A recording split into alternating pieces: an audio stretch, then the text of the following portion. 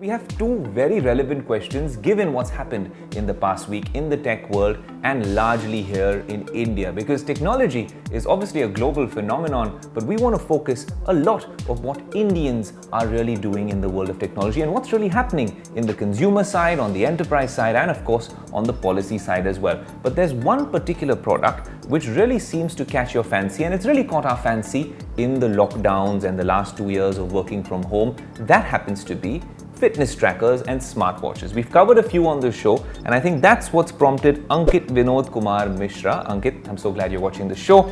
He writes, can smartwatches actually help with health tracking? Of course, he's asked this question on the Business Today Twitter handle, and of course, you can also do that in subsequent episodes. Well, Ankit, that question is very relevant because a lot of us consider these Apple watches and Samsung watches and Garmin's as these ideal fitness and smartwatch-like companions. But there are certain health features on these devices that can actually, well, save lives. That's exactly what happened with 34-year-old resident of Haryana, Yamunanagar, Nitesh Chopra, who actually was rushed to a hospital after an ECG reading on his Apple Watch showed irregularities. Now, often when you're using the Apple Watch, it gives you these irregular heartbeat notifications. It also tells you if you're going into AF, you can take ECGs as well, and it also notifies your emergency contacts. The Samsung Watch can do similar things as well, and other trackers can as well. But the Apple Watch around the world seems to have garnered a lot of attention for this. Was this all pure marketing? Well, we actually found out that this was a genuine case where this happened. In fact, Nitesh Chopra is also from the medical fraternity, and he complained of not feeling well a few days ago. He complained of chest pain and a burning sensation in his chest area. So in severe distress, the 34-year-old sought the help of the Apple Watch to monitor his heart rate, which actually advised him to visit a doctor at the earliest. So Dr. Bhupinder Singh Gabba, a senior doctor at the Gabba Hospital Center, Yamuna, who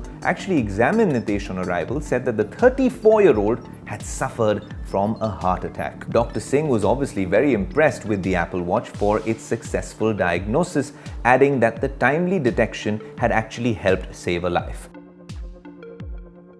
Following Nitesh's successful operation, his wife Neha wrote an email to CEO Tim Cook acknowledging the role the watch had played in alerting her husband of his health problems.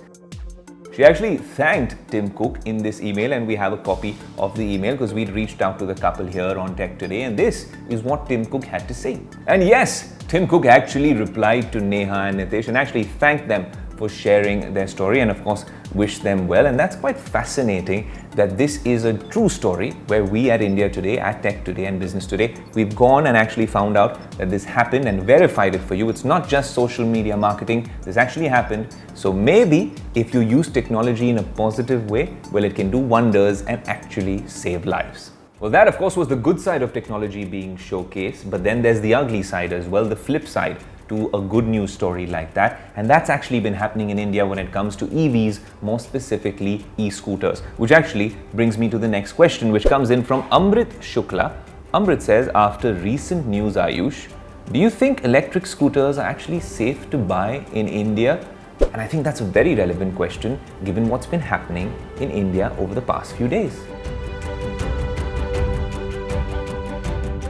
Amrit, I understand where that skepticism or that trepidation comes from, because at the end of the day, there have been 4 fires, 4 such incidents of e-scooters bursting into flames, batteries really failing, and of course, it's a very hot summer here in India. But why aren't battery management systems, why isn't the tech behind these electric scooters really seeming to work? And that's a question not only are tech enthusiasts asking that question, but there's also, well, the government who's actually ordered a probe into those 4 incidents. And it's not with one company, it's happened with several companies. So I can't really say one company, well, is safer than the other. There are battery management systems, there are many things that go wrong.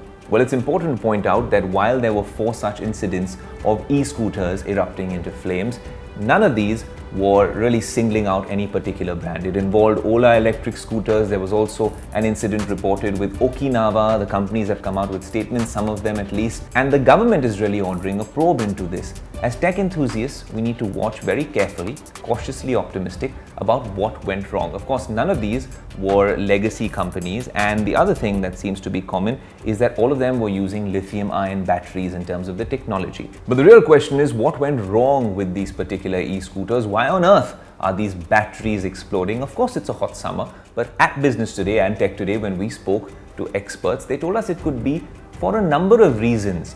Battery health, and we've discussed this on Tech Today with fast charging and hypercharging and dash charging on smartphones. Well, of course, it's lithium-ion batteries at play, and there are many things that actually work and don't work when it comes to battery health. It could be thermal management, battery management systems, how that whole interfaces, how well they look at how the energy is conserved on those batteries, how it's dissipated, how the thermal management is done, how the cells are packed within that battery, how fast charging works, what are the safeguards and measures to actually prevent some sort of issues with fast charging. So while as technology enthusiasts we're really excited about, well, EVs and fast charging, we need to take one step back and have a nice look at this technology and perhaps work out a safer and better way to move forward.